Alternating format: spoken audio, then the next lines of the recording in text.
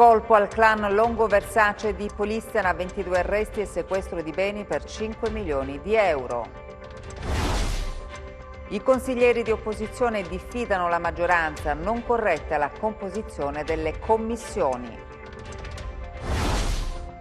Il GIP del Tribunale di Catanzaro ha autorizzato il Comune di Cosenza a procedere alle prove di staticità della piazza. L'USB ha indetto una manifestazione alla cittadella dei lavoratori stagionali. Chi pensa a noi?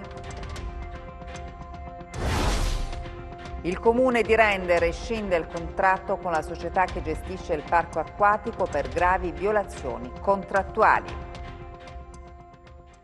Buonasera dalla redazione del TG10, dunque la cronaca in apertura con l'operazione denominata Libera Fortezza. Sono state eseguite dai carabinieri del comando provinciale di Reggio misure cautelari personali e patrimoniali nei confronti di 22 soggetti appartenenti o contigui alla cosca dell''ndrangheta Longo Versace di Polistena, sequestrati beni per 5 milioni di euro. 22 arresti e sequestro di beni per un valore di oltre 5 milioni di euro sono le cifre dell'operazione denominata Libera Fortezza, scattata oggi e con la quale i carabinieri e la Guardia di Finanza, sotto il coordinamento della Procura distrettuale antimafia di Reggio Calabria, hanno assestato un duro colpo alla cosca Longo Versace di Polistena. Accuse pesantissime nei confronti degli indagati: associazione mafiosa, usura, riciclaggio, estorsione, esercizio abusivo di attività finanziaria, detenzione illegale di armi. L'indagine, avviata dai carabinieri della compagnia di Taurianova e della stazione di Polistena, supportata secondo un perfetto metodo di collaborazione dalla Guardia di Finanza, ha squarciato un silenzio di paura, anzi terrore, nel quale 13 persone a partire dal 2014 ad oggi erano sprofondate. Il clan, alla cui attività hanno dato però linfa esponenti dell''ndrangheta di Taurianova non inseriti nella cosca Longo Versace, aveva il dominio su tutto. Prestiti con esorbitanti tassi usurari avevano ridotto imprenditori al collasso economico e psicologico, una situazione tremenda contro la quale 13 persone aiutate dagli investigatori si sono ribellate denunciando. Gli indagati imponevano la loro volontà con tutti i metodi possibili e sperimentati. Con violenze psicologiche e minacce terrorizzavano le vittime, dalle quali sapevano non sarebbero arrivate reazioni. Ma i carabinieri e la Guardia di Finanza avevano intuito l'esistenza di sospette dinamiche e con pazienza hanno ricostruito i percorsi di ogni indagato e di ogni vittima. Questa purtroppo è una situazione, quella dei prestiti ad usura, che rischia di riprodursi e di riproporsi nei prossimi mesi proprio in ragione di questa situazione dovuta alla crisi economica che nasce dalla situazione di emergenza sanitaria. E sono giri d'affari che vanno intorno alle centinaia di migliaia di euro e che ci consentono oggi, anche alla luce del materiale repertato in sede di perquisizione, di svolgere ulteriori approfondimenti e ricostruzioni di flussi finanziari che ancora non erano stati oggetto di indagine. Lasciamo per il momento la cronaca, parliamo di politica. I consiglieri regionali di opposizione hanno diffidato la maggioranza perché ritengono non congrua e corretta la composizione delle commissioni. I consiglieri regionali di opposizione hanno inoltrato una diffida rivolta non solo al Presidente del Consiglio regionale Domenico Tallini, ma anche al Segretario generale, alla dirigenza del settore segreteria dell'Assemblea e al dirigente del settore risorse umane su presunte irregolarità nelle procedure di voto e formazione degli uffici di presidenza delle commissioni permanenti e speciali decise nel corso del Consiglio regionale dello scorso 12 giugno. I consiglieri regionali Bevacqua, Calli, Poieta, Pitaro, Guccione, Irto, Notarangelo, Tassone, Flora Sculco, Di Natale e Anastasi affermano che quello che è accaduto mercoledì scorso è una brutta pagina per la politica calabrese, in spregio ad ogni normale regola di prassi istituzionale che fonda le sue ragioni profonde nella necessità che il controllore non dovrebbe mai coincidere con il controllato. La maggioranza ha eletto presidente della commissione di vigilanza un proprio esponente. Ciò risulta istituzionalmente non corretto e lesivo dei principi etici e democratici. Inoltre fanno sapere ancora i consiglieri che le commissioni consiliari permanenti e speciali, per come composte, prevedono l'obbligo della presenza dei componenti di minoranza all'interno delle commissioni e soprattutto alla carica di vicepresidente. Tutto ciò non è avvenuto, anzi, da qui le ragioni che hanno fatto scaturire le dimissioni di tutti i vicepresidenti così indicati e mai eletti e l'evidente illegittimità costituzionale delle commissioni consiliari. Insomma, dopo la questione dei vitalizi sembra che qualcosa non torni. Ecco perché la minoranza ha formulato richiesta formale di annullamento dell'elezione degli uffici di presidenza delle commissioni consiliari permanenti e speciali, ma se ciò non avvenisse, fanno sapere, proporremo apposito ricorso presso le sedi competenti per l'annullamento e la conseguente individuazione di ogni responsabilità. È avvenuto allo scorso Consiglio regionale che la maggioranza che guida la Calabria ha deciso di nominare, di eleggere le commissioni regionali, che sono il punto di snodo del passaggio delle proposte di legge, insomma delle cose più importanti, direttamente, quindi le ho fatto senza la presenza della minoranza e addirittura sostituendosi alla minoranza stessa, cioè la minoranza non era in aula e la maggioranza ha eletto sia i presidenti che i vicepresidenti delle commissioni che per statuto e regolamento spettano alla minoranza proprio per il bilanciamento di interessi tra maggioranza e minoranza. Abbiamo abbandonato, e bene abbiamo fatto, il Consiglio regionale perché i lavori del Consiglio regionale dovevano iniziare alle 12, sono iniziati alle 21, dopo quasi 9 ore di riunioni fatte dalla maggioranza e quindi senza alcuna comunicazione per chi come me rappresenta le istituzioni, un consigliere regionale. È chiaro che noi abbandoniamo per segno di protesta, perché questo non è il modo di condurre un consiglio regionale che dovrebbe più interessarsi dei problemi dei calabresi. Abbiamo l'obbligo di onorare il compito che i calabresi ci hanno assegnato. Mi permetta di rimarcarle o riproporle una frase: che le cose siano andate sempre così non è detto che debbano continuare ad andare così, dobbiamo cambiarle le cose. Il Comune di Cosenza ha ottenuto l'autorizzazione dal Tribunale di Catanzaro per effettuare su Piazza Bilotti le prove di carico e accertare la sicurezza dell'area.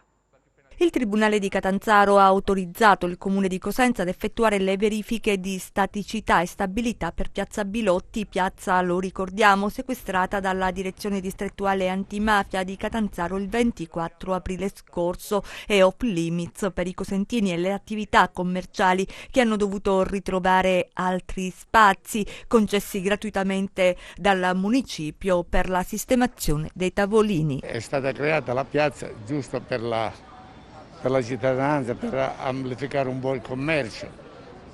La piazza chiusa si ritorna indietro. È positiva avere la piazza aperta, molto negativa in questo stato. Per tutte, non solo per Corso Mazzini.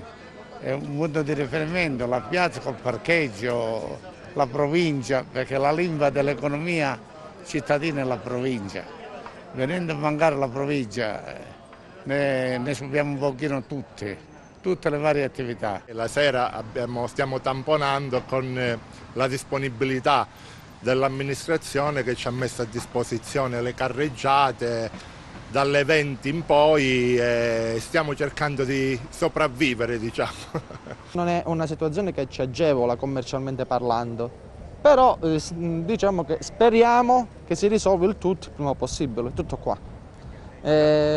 Diciamo che l'amministrazione ci ha permesso anche di mettere dei tavolini ad uso commerciale dove le persone si possono accomodare, consumare tranquillamente, quindi è già una cosa in più comunque che agevola il tutto. A Crotone i carabinieri hanno rinvenuto un ordigno esplosivo all'interno del vecchio plesso dell'Istituto Magistrale Gravina, attualmente in stato di abbandono. L'intera area, vedete, è stata perimetrata. Siamo a Crotone, nel quartiere Acquabona. È qui che nella tarda mattinata di oggi è stata rinvenuta una busta con all'interno un ordigno esplosivo. L'involucro è stato trovato sulle scale esterne di un'abitazione alle spalle di un vecchio plesso ormai in disuso dell'Istituto Magistrale Gravina. L'edificio si trova vicino al quartiere Rom e nella stessa zona sono presenti altri edifici scolastici. Scattato l'allarme, sul posto sono giunti i carabinieri, i vigili del fuoco e gli artificieri arrivati da Cosenza. Si tratterebbe di un ordigno rudimentale. Sul posto presente anche la polizia e un'ambulanza del 118. Chi e perché ha lasciato in questa zona l'ordigno? Domande alle quali stanno cercando di dare una risposta agli inquirenti che hanno avviato le indagini. E intanto, durante le attività, sono stati ritrovati anche una pistola semiautomatica Beretta calibro 7,65 con la matricola Brase completa di caricatore, 15 cartucce calibro 12, 2,7 kg di hashish e 526 grammi di cocaina, nonché 2 bilancini di precisione e materiale per il confezionamento della droga. Protesta questa mattina a Catanzaro di stagionali e precari che chiedono tutele alla Regione. Sì al lavoro vero, no al lavoro nero, lo hanno scritto sui cartelli della protesta stagionali e precari che stamattina hanno manifestato nel piazzale della città della Catanzaro. 15.000 lavoratori, 15.000 invisibili secondo il sindacato USB per i quali si chiedono tutele. Noi abbiamo censito 2.500 aziende sulla zona del Tirreno, non c'è ancora un contratto di lavoro. Qua dobbiamo far emergere questo lavoro nero che si sta incancrenendo proprio per la questione pandemia, ed oggi siamo qua a rappresentare alla Regione Calabria questa situazione, perché qua hanno aperto frontiere, riaprono tutto, incentivi alle aziende minime con difficoltà ad arrivare, perché sappiamo benissimo com'è. Il problema è che noi dobbiamo trovare sostegno al reddito a questi giovani, diritti sindacali, perché bisogna trovare un metodo dove si fanno i contratti una volta per sempre, perché non si può continuare questo lavoro nero in Calabria. Prestatori d'opera in stabilimenti balneari o ristoranti, lavoro per un periodo preciso dell'anno, per loro nessun sostegno per l'emergenza Covid. Hanno una proposta per uscire dal limbo e la sottopongono all'attenzione della Regione. Ci sono stati incentivi alle aziende, finanziamenti a fondo perduto, tagli dell'IRAP, eccetera, ma per i lavoratori precari e stagionali sostanzialmente non ci sono state tutele. Non ci sono state neanche gli arrivi del bonus INPS a tutti gli stagionali di fatto, anche la cassa integrazione non è stata erogata a tutti. Per questo noi chiediamo un sostegno da parte della Regione che integri il bonus INPS e integri il sussidio di disoccupazione della NASPI che dalle riforme renziane non riesce a coprire tutti i mesi di disoccupazione. Questo bonus noi lo abbiamo teorizzato come estendibile anche ai lavoratori in nero, a patto che si iscrivano in un portale dichiarando la loro occupazione. Ovviamente in caso di dichiarazioni mendaci perderanno il diritto al bonus. Un'avvertenza che riguarda anche i precari della sanità. Fino a ieri angeli ed eroi, oggi dicono di essere stati dimenticati, costretti a protestare per rivendicare diritti. Noi pure vogliamo la stabilizzazione, come l'hanno fatto al 2019, come la faranno, speriamo, al 2020 e quelli del 2021, per superare il precariato in Calabria. Perché c'è bisogno di noi. I reparti sono al collasso, perché la gente che è andata in pensione non è mai stata rimpiazzata in questi 10 anni di commissariamento. Ormai gli infermieri sono anziani e già io che ho 40 anni sono un'infermiera giovane per il Pugliese. Gli idonei che hanno assunto sono pochi, quindi se tolgono noi precari gli ospedali collasseranno. La vicenda del parco acquatico di Rende, bene, il Comune ha deciso di rescindere il contratto con la società che gestisce proprio il parco acquatico per gravi violazioni contrattuali. Il parco acquatico di Rende non è mai stata una bella intuizione, anzi, negli anni ha sempre fatto discutere, ma nell'ultimo periodo poi si è toccato il fondo. Non a caso i lavoratori lo hanno soprannominato il pacco acquatico, stipendi non pagati e gestione fallimentare. Il punto più basso è stato raggiunto nei giorni scorsi con le minacce rivolte ad una giornalista, rea di aver messo in luce con la sua inchiesta situazioni a dir poco imbarazzanti. Una pagina brutta, anzi orribile, che indigna e offende una città dalle nobili tradizioni. Oggi l'ultimo atto con la decisione assunta dall'amministrazione comunale di procedere alla risoluzione del contratto con la società che gestisce il parco acquatico. Le motivazioni? Eccole. Comportamenti e atteggiamenti incompatibili con le finalità della concessione stessa. Insomma, è venuta meno la fiducia nei confronti del delegato, individuato dalla società di progetto a tenere i rapporti con l'amministrazione. Venute meno anche le garanzie a tutela dei lavoratori, visto che ad oggi nessuno stipendio è stato ancora retribuito. Violazioni e inadempimenti contrattuali hanno convinto il Comune a chiudere questa brutta pagina. Domanda d'obbligo: torna il problema della gestione del parco e quindi acquirenti cercasi. Punto e a capo, con la speranza di non sbagliare ancora, perché come recita un vecchio adagio, sbagliare è umano, ma perseverare nell'errore è diabolico. Negozi presi d'assalto per usufruire del bonus bici che prevede rimborsi fino del 60% fino a 500 euro proprio per l'acquisto di biciclette e monopattini.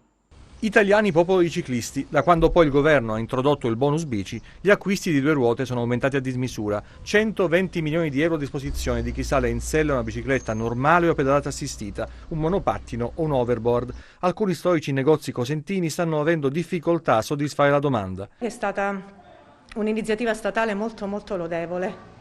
Ci auguriamo che vada avanti e chiaramente ha sicuramente accelerato le vendite, perché infatti si è sensibilizzata molto la cittadinanza, il cittadino ad approcciarsi alle 2 ruote, sia a livello di pedalata assistita, chiaramente, e sia sul campo muscolare.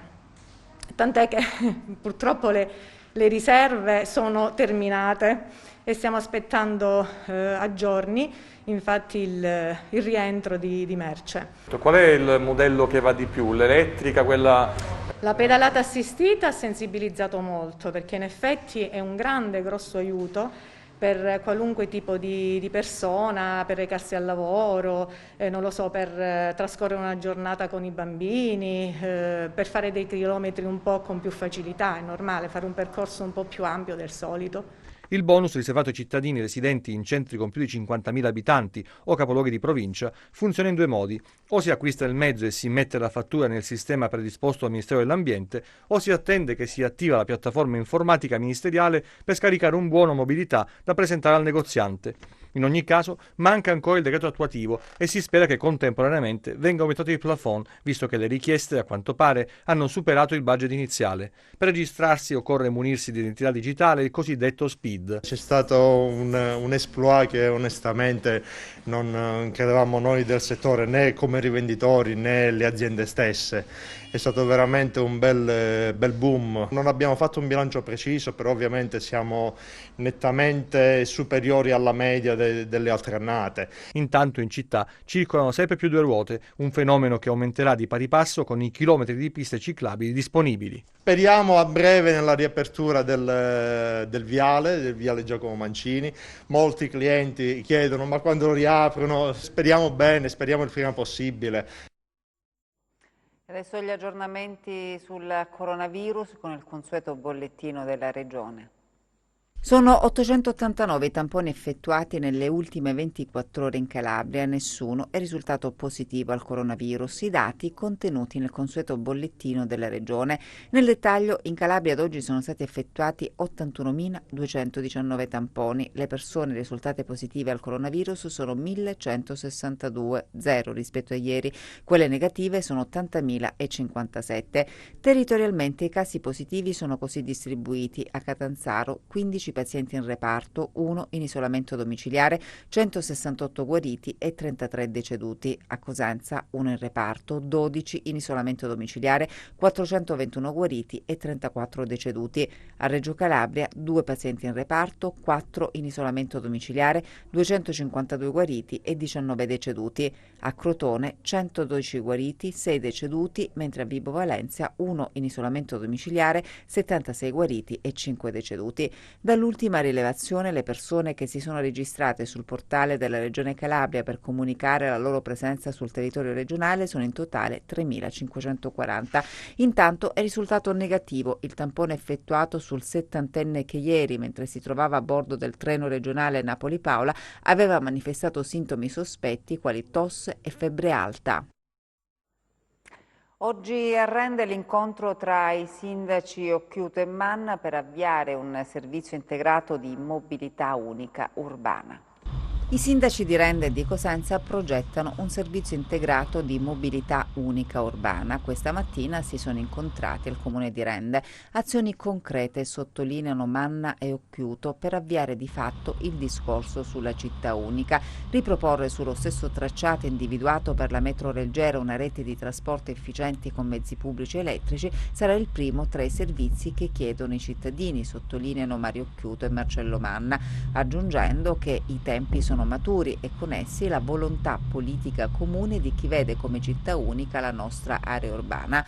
Occhiuto e Manna fanno sapere che chiederanno alla Regione di fornire i mezzi necessari per attuare questo progetto, avviando i tavoli di concertazione necessari e infine avvieranno l'iter necessario affinché si possa procedere al referendum popolare, strumento democratico atto a ribadire questa scelta ormai improcrastinabile, secondo i due sindaci che nei prossimi giorni incontreranno anche i primi cittadini di Castrolibero e di Montaltofugo interessati a valutare insieme l'idea della città unica. E adesso lo sport. A meno di 4 giorni dalla ripresa del campionato di Serie B, il Cosenza si allena tra Marcord della promozione in Serie Cadette e speranze di preservare la categoria. Sabato alle 18 Cosenza e Crotone chiamate a 2 sfide casalinghe senza la presenza dei tifosi.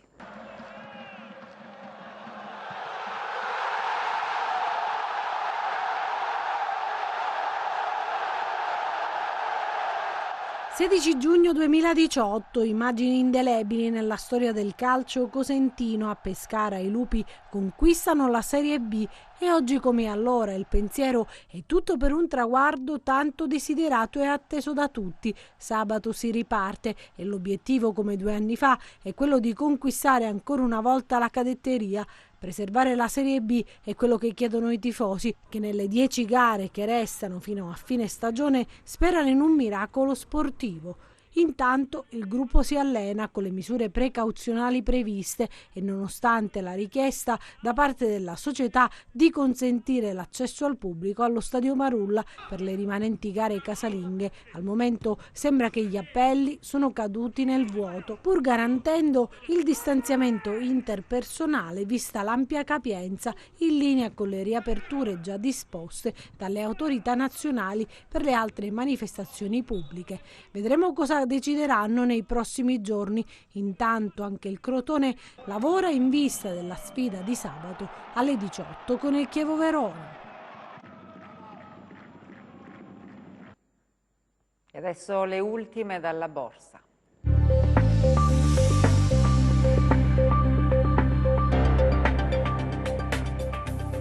I listini europei chiudono con cospicui guadagni, seppure al di sotto dei massimi di giornata. Il presidente della Fed ha sottolineato come l'economia americana rischi di subire dei danni di lungo termine a causa dell'alto livello di disoccupazione e dei fallimenti di molte piccole imprese, nonostante i recenti segnali di stabilizzazione. Ieri la Fed ha annunciato che includerà nel proprio programma di acquisti di titoli anche i corporate bond di singole aziende fino a 750 miliardi di dollari. A ciò si aggiungono le indiscrezioni secondo cui l'amministrazione Trump starebbe preparando un piano di spese infrastrutturali dal valore di circa 1.000 miliardi di dollari per sostenere l'economia. Sul fronte macro l'indice ZIU di giugno si è attestato a 63,4 punti, segnalando un miglioramento della fiducia degli investitori istituzionali tedeschi rispetto a maggio.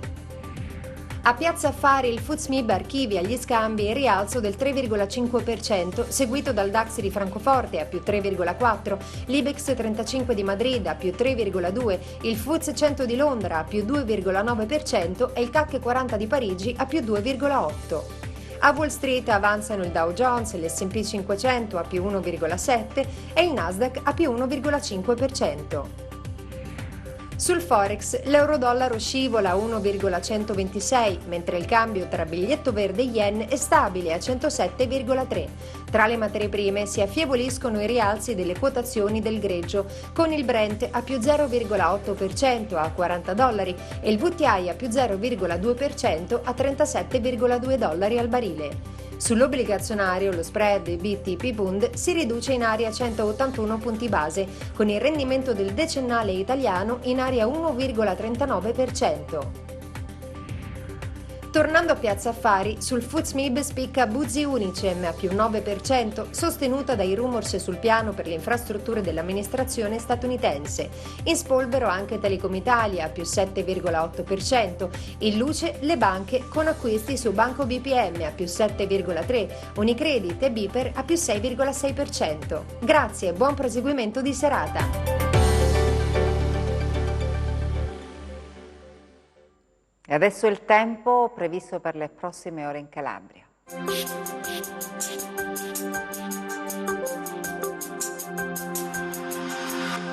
Nelle prossime ore insisteranno correnti più fresche che, oltre a mantenere le temperature sotto le medie del periodo, favoriranno un po' di instabilità sulla fascia tirrenica.